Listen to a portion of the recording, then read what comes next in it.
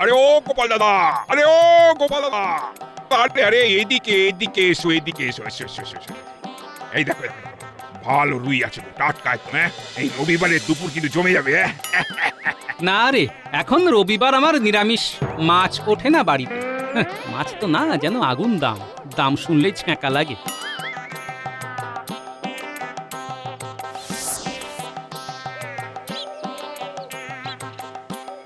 আরে মন্ত্রী মশাই না, ওই গাছের আড়ালে দাঁড়িয়ে কার সাথে কথা বলছেন দেখি তো একবার।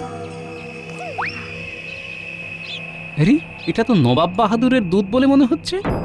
তাই তো, কিন্তু নবাব বাহাদুরের দূত মন্ত্রী মশাইয়ের সাথে কি করছে কিছু তো বুঝতেও পারছি না। কি জানি কি করছে। না যাই, বেশি দেরি হয়ে গেলে গিন্নি আবার চিৎকার শুরু করবে।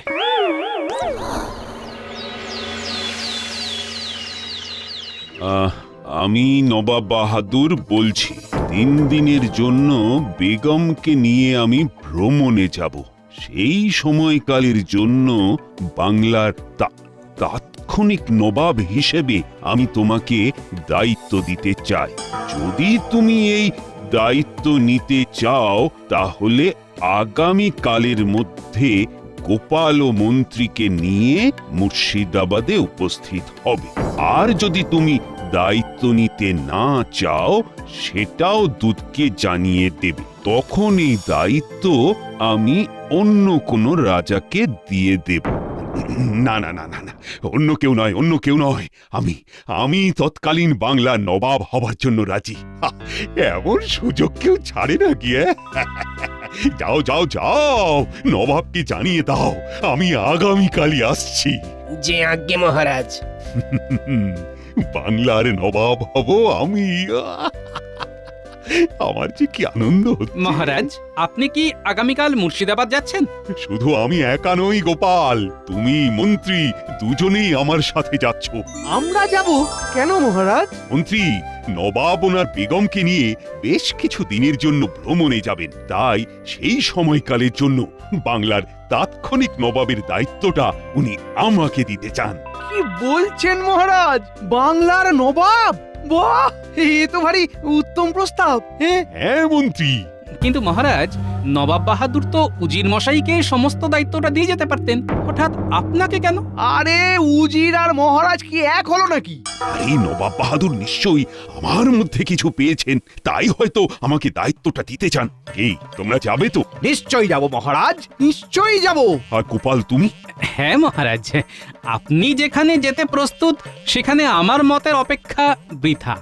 এইবার হব আমি বাংলার নবাব। ওহ, কি যে মজা হচ্ছে আমার।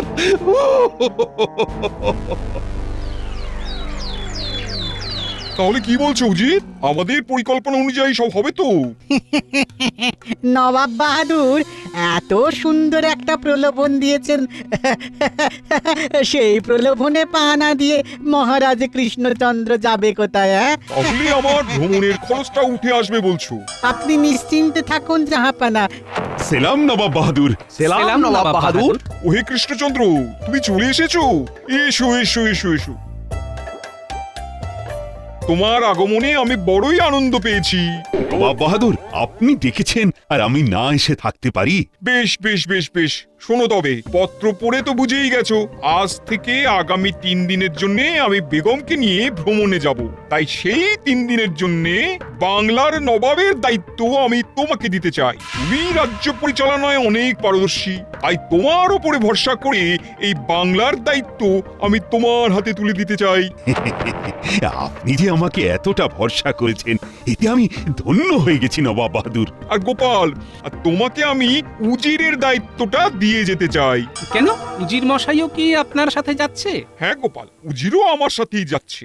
এই নবাব বাহাদুর, আমাকে কোনো দায়িত্ব দেবেন না? না মন্ত্রী, তোমার উপরে আমি ঠিক ভরসা করতে পারছি না, তুমি কেমন যেন একটু অগোছাল মতন। আরে আরে, মন খারাপ করো না, আর তুমি এসেছো আমি খুব খুশি হয়েছি। এই কয়েকদিন আরাম করো, খাও দাও, আর মুর্শিদাবাদের মনোরম বাতাস উপভোগ করো। কি ঠিক আছে?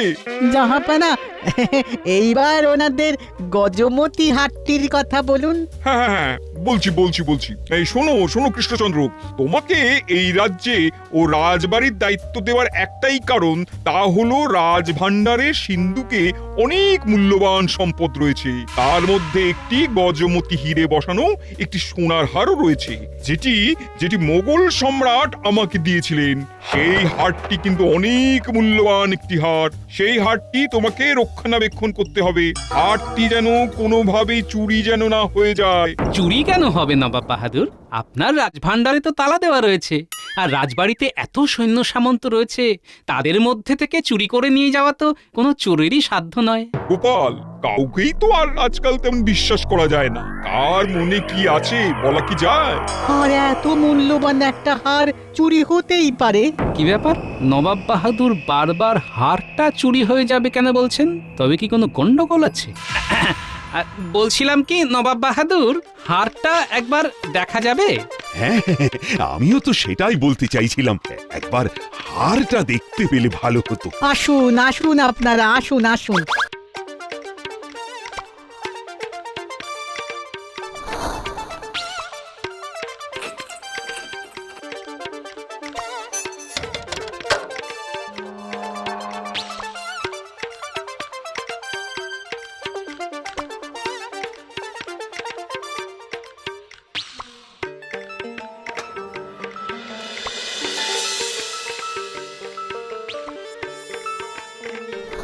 এই দেখো কৃষ্ণচন্দ্র, এই সেই গজমতি হার। পুরো হারটাই সোনার, আর এর মাঝে এই মধ্যমণি এই সুন্দর হিরে।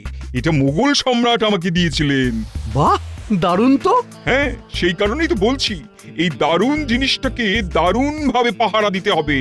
আজকাল কাউকে আর ভরসা করা যায় না। এদিকে তো সব ঠিকই আছে, কিন্তু কোথাও যেন একটা গন্ডগোল মনে হচ্ছে। নবাব বাহাদুর, আমার একটা আর্জি ছিল। হ্যাঁ হ্যাঁ, বলো বলো গোপাল বলো। নবাব বাহাদুর, আমি চাই না এই 3 দিন রাজবাড়িতে কোনো সৈন্য সামন্ত দাসদাসী থাকুক। সৈন্য সামন্ত থাকবে না? বলো কি? গোপাল, কি বলছো? তোমার মাথা টাথা ঠিক আছে তো? এত মূল্যবান একটা হার, সৈন্য না থাকলে তো চুরি হওয়ার সম্ভাবনা আরো বেড়ে যাবে। কিন্তু যদি সর্ষের মধ্যেই ভূত থাকে, বলা কি যায়? এত দামি হার, না না না মহারাজ, আমি কাউকেই বিশ্বাস করতে পারছি না। এ হার আমি নিজে পাহারা দেব। হ্যাঁ, তা অবশ্য গোপাল, তুমি ঠিক কথাই বলেছ। কার মনে যে কি আছে, এ হারখানা আমরাই না হয় পাহারা দেব। শুধু রান্নার জন্য একজন পাচক রেখে দিলেই যথেষ্ট। আর একবার ভেবে দেখো কৃষ্ণচন্দ্র, এই হারখানা হারালে আমি কিন্তু তোমাদের ছেড়ে কথা বলবো না। হ্যাঁ, যাতে কোনো কথা বলতে না হয়, সেই জন্যই তো এই ব্যবস্থা নবাব বাহাদুর। ঠিক আছে, যেমন তোমার ইচ্ছে। আর শুধু হার পাহারা দিলে চলবে না, রাজ্যের খেয়ালও রাখতে হবে, কোন রকম যেন বিশৃঙ্খলা না হয়। না না না না না, সেসব নিয়ে আপনি চিন্তা করবেন না। আমি সবটাই সামলে নেব। এ তো দেখছি আমার কাজটা আরো সহজ করে দিল। এই নাও কৃষ্ণচন্দ্র, এটা ধরো। আজ থেকে আগামী 3 দিনের জন্য এই বাংলার তাৎক্ষণিক নবাব হলে তুমি। ভরসা করে দায়িত্ব দিলেন, সেই দায়িত্ব আমি অক্ষরে অক্ষরে পালন করার চেষ্টা করব।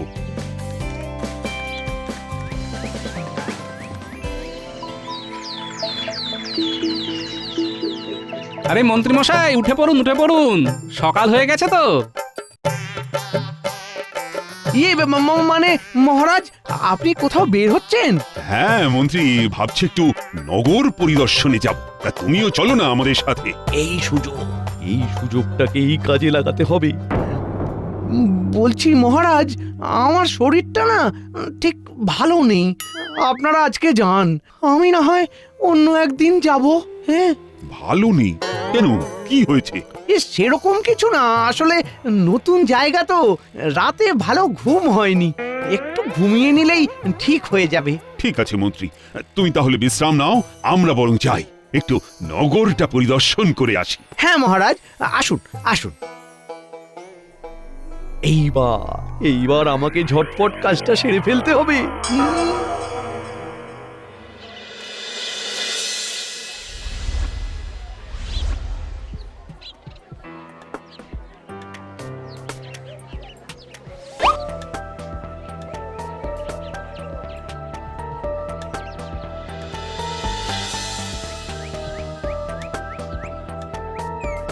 মহারাজ, চারিদিকে যা দেখছি অসৎ লোকে একেবারে ভরে গেছে। হ্যাঁ, নবাব বাহাদুর এতদিন এদের সহ্য করেছেন কিভাবে? গোপাল, তুমি তো জানো আমি মোটেই এসব অরাজকতা সহ্য করতে পারি না। আমি এখন বাংলার তাৎক্ষণিক নবাব, তখন এই সব অসাধু ব্যবসায়ীদের সোজা পথে নিয়ে আসাটাও আমারই দায়িত্ব। বুঝেছি মহারাজ, আসুন আমার সাথে।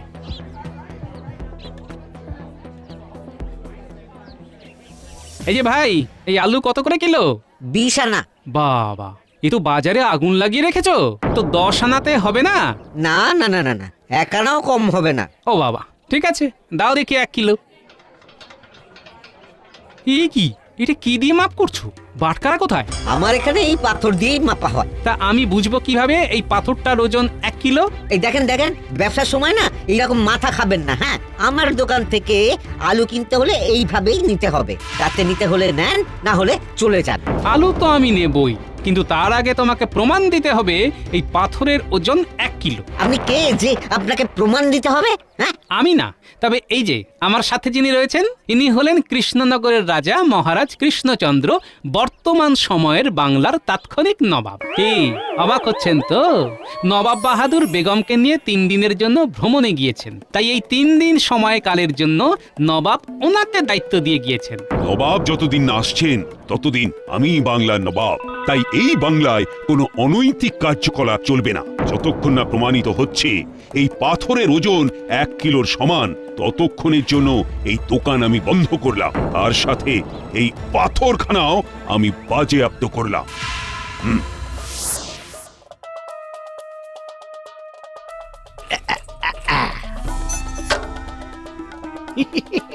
নকল চাবি দিয়েই আসল কাজ হয়ে গেল। সত্যি নবাব বাহাদুরের বুদ্ধি আছে মানতে হবে। এইবার মহারাজ আর গোপাল আসার আগেই কাজটা সেরে ফেলতে হবে।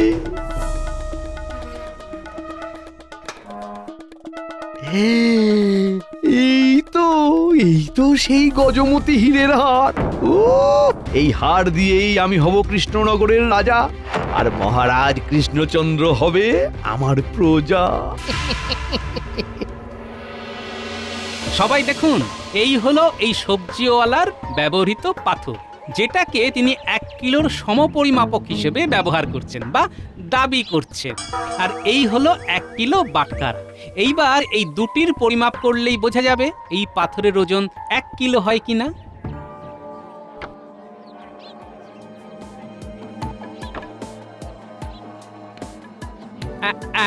দেখুন, সবাই দেখুন কিভাবে হেলে আছে।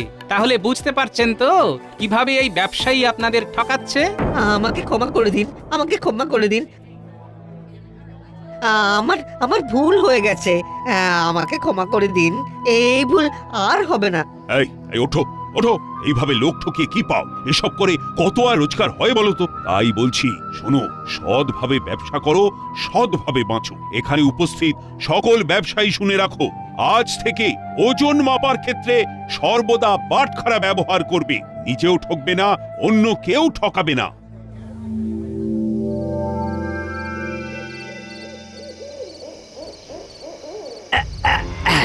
ব্যাস ব্যাস, হয়ে গেছে।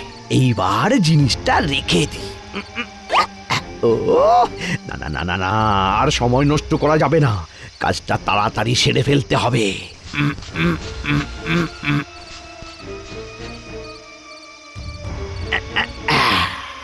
ব্যাস, কাজ শেষ। এইবার কেউ দেখে ফেলার আগেই এখান থেকে পালাতে হবে।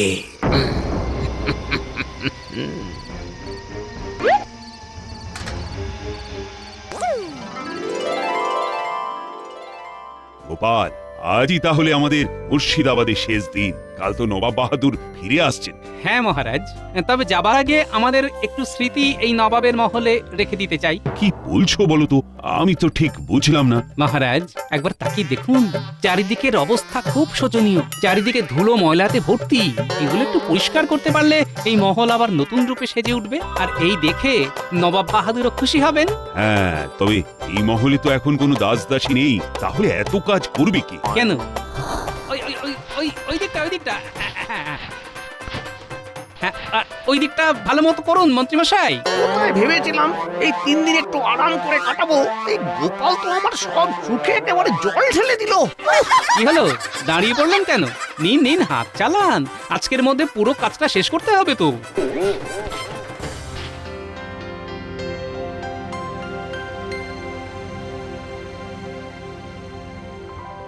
ও হে কৃষ্ণচন্দ্র, করেছো কি? তুমি তো একেবারে মহলের ভোলই পাল্টে দিয়েছো, চারিদিকে তো চকচক করছে। যতটুকু পেরেছি আর কি, ওই আর কি। সবকিছু তো করলাম আমি, আর নাম কামাচ্ছেন উনি। করে নিন, আর একটু পরেই তো কেল্লা ফতে। এই নিন জাহাপানা, আমাকে ভরসা করে আপনি যে দায়িত্ব দিয়েছিলেন সেটা আপনাকে ফিরিয়ে দিলাম। ঠিক আছে, চলো তবে দেখি তুমি কেমন দায়িত্ব সামলেছো। সিন্ধুকের ঘরের দিকে এসো।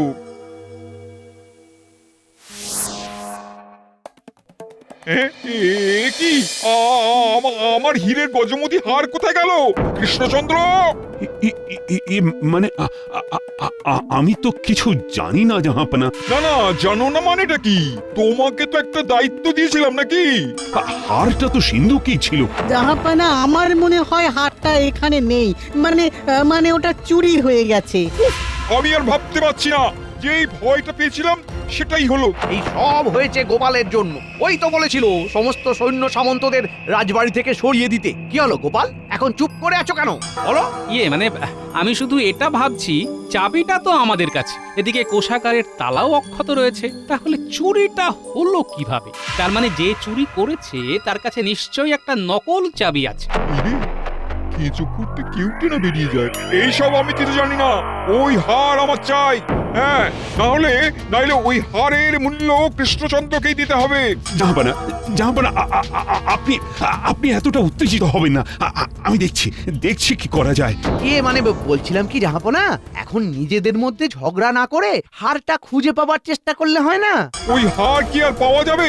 কেন যাবে না নবাব বাহাদুর? আপনি আমাকে একটা কথা বলুন, আপনার কি কোনো শত্রু আছে? না মানে হতেও তো পারে যে সেই শত্রুই হয়তো এই কাজটি করেছে। শত্রু? হ্যাঁ, একজন আছে। ফসলের খাজনা নিয়ে রাজ্যের সবাইকে একত্রিত করে আমার বিরুদ্ধে লড়াই করছে। তাই নাকি? কি নাম তার? পরাণ চাষী।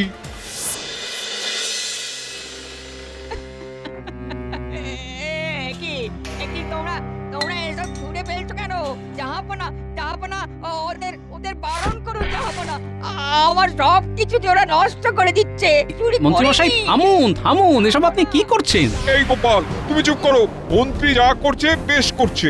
জাহাপনা, ঘরে তো কিছু পাওয়া গেল না, আমি বরং বাড়ির পিছনটা একবার দেখে আসি, যদি কিছু পাওয়া যায়।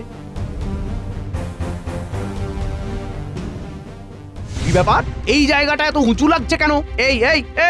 এই জায়গাটা একটু খোঁড়ো তো, খোঁড়ো।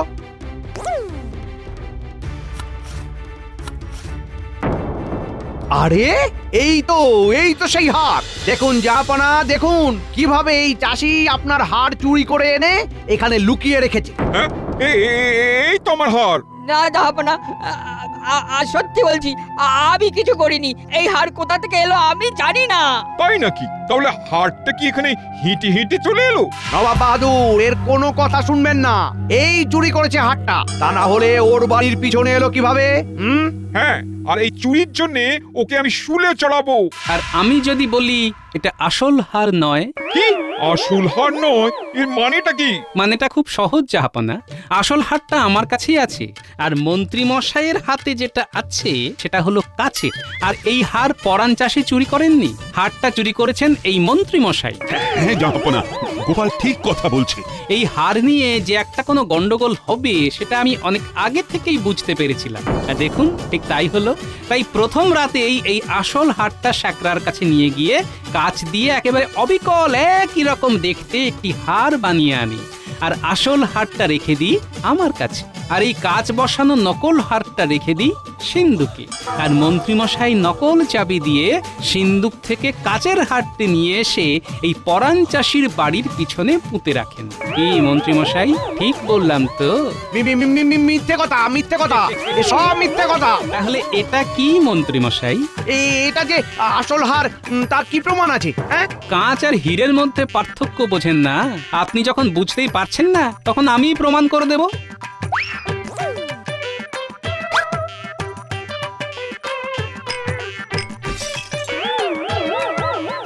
দিয়ে কাঁচ ভেঙে গেল। তাহলে কি প্রমাণ হলো তো? কি মন্ত্রীমশাই, এইবার কি বলবেন? এই সবের জন্য এইবার কাকে শুলে চড়ানো উচিত? আমি তো একা এসব করিনি, এসব তো জাহাপনার। কি হলো, চুপ করে গেলেন কেন? বলুন বলুন, এসব জাহাপনার পরিকল্পনা, তাই তো? এই গোপাল, আমাকে ক্ষমা করে দাও। আসলে কোষাগরের যা অবস্থা, তাতে করে ভ্রমণে যাওয়াটা একটু সমস্যাই হচ্ছিল। এদিকে বেগমও নাছোড়বান্দা। আমি ভেবেছিলাম ভ্রমণে যাওয়ার যে খরচাটা হবে সেটা কৃষ্ণচন্দ্রের থেকে আদায় করে নেব। তাই মন্ত্রীকে কৃষ্ণনগরের রাজা হওয়ার প্রলোভন দিয়ে এই কাজ করিয়েছি। এই কৃষ্ণচন্দ্র, তুমি আমাকে ক্ষমা করে দাও। আরে এটা আপনি কি করছেন জাহাপানা? আপনি বাংলার নবাব, আপনি আমার কাছে ক্ষমা চাইবেন না। আর ক্ষমা যদি চাইতেই হয় তাহলে ওই দরিদ্র চাষির থেকে চান, যার এখানে কোনো দোষই নেই। সে আপনার বিরুদ্ধে আন্দোলন করেছে বলে আপনি তাকে চোরের অপবাদ দিলেন। না না না না, আমার ভুল হয়ে গেছে। আমাকে ক্ষমা করে দাও পরাণ চাষি। তোমার সাথে আমি অন্যায় করেছি। তোমার যা ক্ষতি হয়েছে সেই সব ক্ষতিপূরণ আমি তোমায় দিয়ে দেবো। না জাহাপানা, এখানে ক্ষতিটা করেছে মন্ত্রী, তাই ক্ষতিপূরণটাও ওকেই দিতে হবে। আগামী 6 মাসের মন্ত্রীর বেতনের সব টাকা আমি এই পরাণ চাষির হাতে তুলে দেব। মন্ত্রী একটা টাকাও পাবে না, আর এটাই হলো মন্ত্রীর শাস্তি। হ্যাঁ,